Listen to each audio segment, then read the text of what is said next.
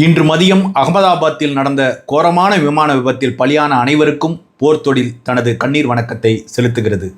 பலியானோர் குடும்பங்களுக்கு தனது ஆறுதலை தெரிவித்து துயரில் பங்கேற்கிறது.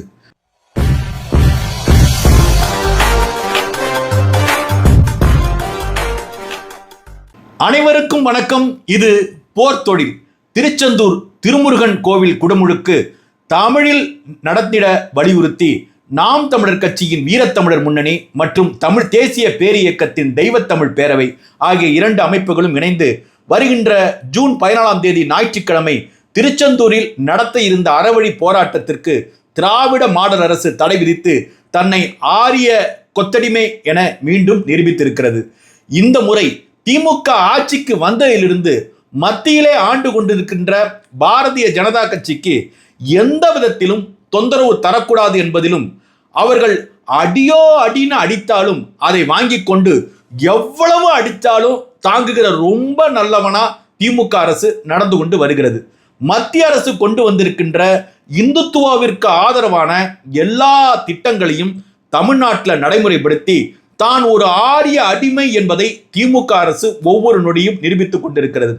தேர்தலுக்கு முன்பாக நீட்டுத் தேர்வை ரத்து செய்வோம், அதற்கான ரகசியம் எங்களுக்கு மட்டுமே தெரியும் என பிரச்சாரம் செய்த திமுக ஆட்சிக்கு வந்த பிறகு நீட்டுத் தேர்வை நடைமுறைப்படுத்தியது மட்டுமில்லாமல் பரீட்சை எழுத போகின்ற எங்கள் வீட்டு பிள்ளைகளை தோட்டினை அவிழ்த்து தாலியை அவிழ்த்து வன்கொடுமை செய்த காட்சிகளை தொலைக்காட்சியில பார்த்தோம். தன் கட்சியில் இருக்கின்ற 80% தொண்டர்கள் இந்துக்கள் தான் என இந்து மத சான்றிதழ் வழங்கிய திமுக தலைவர் முத்துவேல் கருணாநிதி ஸ்டாலின் அவரது ஆட்சியில சேகர் பாபு தான் இந்து அறநிலையத்துறை அமைச்சரா இருந்துட்டு வர்றாரு. RSS விழாக்கள்ல பங்கேற்பது, பாரதிய ஜனதா கட்சியின் திட்டங்களை நடைமுறைப்படுத்துவது போன்ற அனைத்திலும் மும்முரம் காட்டுகிற திமுக அமைச்சர்கள் பேசும்போது மட்டும் சமூக நீதி, சாக்கடை பேதி என்றெல்லாம் பேசுவது. வாய் மட்டும்தான் வேலை செய்யுது, வேற எந்த உறுப்பும் வேலை செய்யல என்பது போல. எதிர்கட்சியாக இருந்தபோது கருப்பு பலூன் பறக்க விட்டவர்கள், கருப்பு தான் எங்களுக்கு பிடிச்ச கலர் என்று பாடி திரிந்தவர்கள் ஆளுங்கட்சியா மாறின பிறகு கருப்பு கொடை காட்டினால் மோடி கோபித்துக் கொள்வார் என்பதற்காக வெள்ளை கொடை காட்டி வெள்ளை கொடி வேந்தராக வலம் வருகிறார்கள். அமித்ஷாவை பற்றி ஒரு கேள்வி வருகிறது. எடுத்தார் பாரு ஓட்டம் என்பது போல உதயநிதி ஸ்டாலின் அந்த கேள்விக்கு பதில் சொல்லாம ஓடுறாரு. ஆனால் எந்த ரைடுக்கு நாங்க பயப்பட மாட்டோம் என்ற கித்தாப்பு வேற. இப்போது வருகிற ஜூலை 7 திருச்செந்தூர் திருமுருகன் கோவில்ல குடமுழுக்கு நடைபெறுதுங்க. தமிழினத்தின் மகத்தான பெரும் கடவுளான முருகனுக்கு குடமுழுக்கு நடைபெறும் போது அது தமிழிலேயே எல்லா சடங்குகளும் செய்யப்பட வேண்டும் என நாம் தமிழர் கட்சி மற்றும் தமிழ் தேசிய பேரியக்கம் போன்ற தமிழ் தேசிய அமைப்புகள் போராடி வருகின்றன. குறிப்பாக நாம் தமிழர் கட்சியின் வீரத்தமிழர் முன்னணி மற்றும் தமிழ் தேசிய பேரியக்கத்தின் தெய்வத்தமிழ் பேரவை ஆகிய இரண்டு அமைப்புகளும் இணைந்து வருகின்ற ஜூன் 14 ஞாயிற்றுக்கிழமை திருச்செந்தூரில் தமிழில் திருச்செந்தூர் கோவிலின் குடமுழுக்கு நடைபெற வேண்டும் என்பதை வலியுறுத்தி ஒரு அறவழி போராட்டத்தை நடத்த திட்டமிட்டுள்ளார்கள்.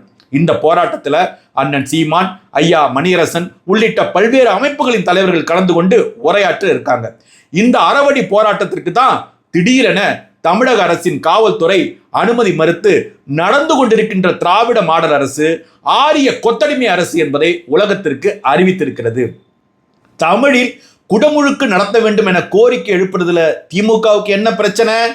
தமிழை சொல்லி ஆட்சி நடத்துபவர்கள், மொழி போராட்டத்தால் ஆட்சி அதிகாரத்திற்கு வந்தவர்கள், எங்கும் தமிழ் எதிலும் தமிழ் என்றெல்லாம் அறிவிப்பு பலகையில் வைப்பவர்கள், உடல் மண்ணுக்கு உயிர் தமிழுக்கு என்றெல்லாம் வீரவசனம் பேசுபவர்கள்.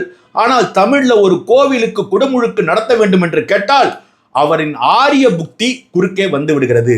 பேசுவதெல்லாம் கடவுள் மறுப்பு, சமூக நீதி, நாத்திகம், சாதி மறுப்பு, மத எதிர்ப்பு போன்றவையெல்லாம் எல்லாமே நடிப்புங்க. ஆனால் தமிழில் குடமுழுக்கு கேட்டால் அதற்கு தடை. வருகின்ற ஜூன் 14 அறவழி போராட்டம் அறிவித்து கிட்டத்தட்ட 15 நாளைக்கு மேல ஆகுது. அதற்கான அனுமதி கடிதம் கொடுத்து 10 நாளுக்கு மேல ஆயிடுச்சு.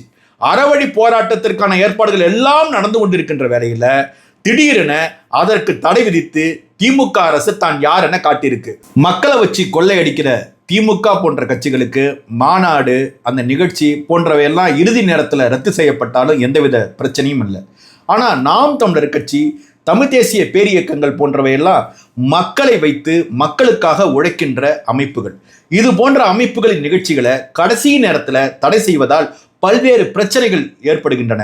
ஏறக்குறைய எல்லா செலவுகளையும் அவர்கள் செய்து முடித்து விட்ட பின்னர் இந்த தடை செய்வது இருக்கு பாருங்க, இது ஒட்டுமொத்தமாக அந்த கட்சியின் பொருளாதாரத்தையே ஒரு பாதிக்கின்ற, சொல்ல போனால் முற்று முதலுமாக குலைக்கின்ற ஒரு விஷயமா இருக்கு. எப்போ பாருங்க நாம் தமிழர் கட்சி ஒரு நிகழ்ச்சி நடத்தணும்னா கடைசி நேரத்தில் அந்த நிகழ்ச்சிக்கு தடை விதிப்பது அல்லது அனுமதி மறுப்பது, பிறகு நீதிமன்றத்தில் வழக்கு போட்டு நாங்கள் அனுமதி வாங்கி அந்த நிகழ்ச்சியை நடத்துவது. ஏன் அனுமதி கடிதம் கொடுத்த மறுநாளே ஒரு முடிவெடுத்து அந்த அனுமதி இல்லை, நீங்க நீதிமன்றம் மூலமா வாங்கிங்க அப்படின்னு சொன்னா அதற்கு உரிய ஏற்பாட்டினை நாம் தமிழர் கட்சி செஞ்சிருக்கும் இல்லையா?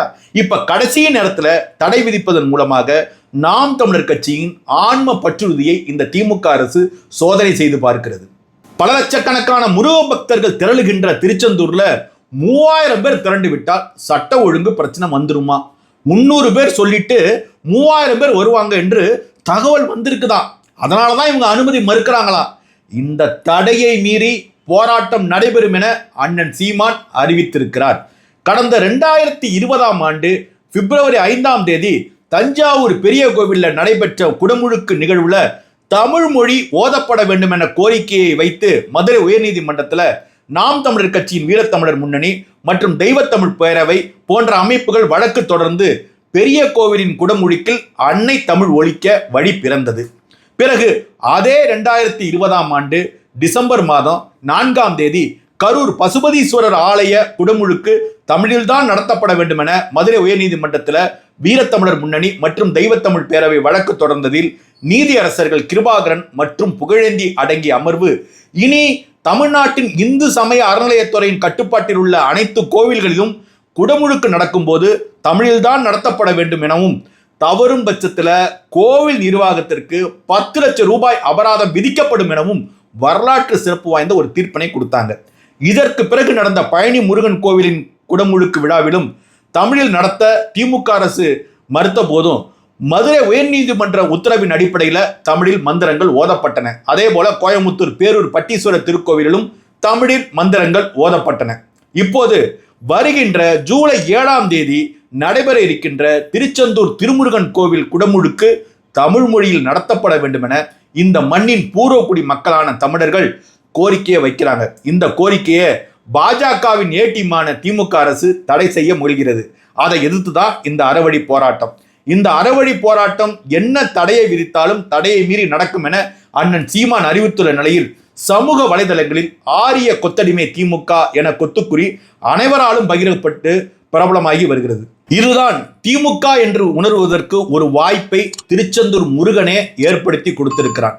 திராவிடத்தின் முகமுடியை தமிழ் கடவுளான முருகப்பெருமானே முன்வைந்து கிழித்து எரிந்திருக்கிறான். திராவிடம் தமிழ் மண்ணுக்கும் மக்களுக்கும் கேடு மட்டுமல்ல, தமிழர் கடவுளுக்கும் கேடு. அனைவருக்கும் நன்றி, வணக்கம்.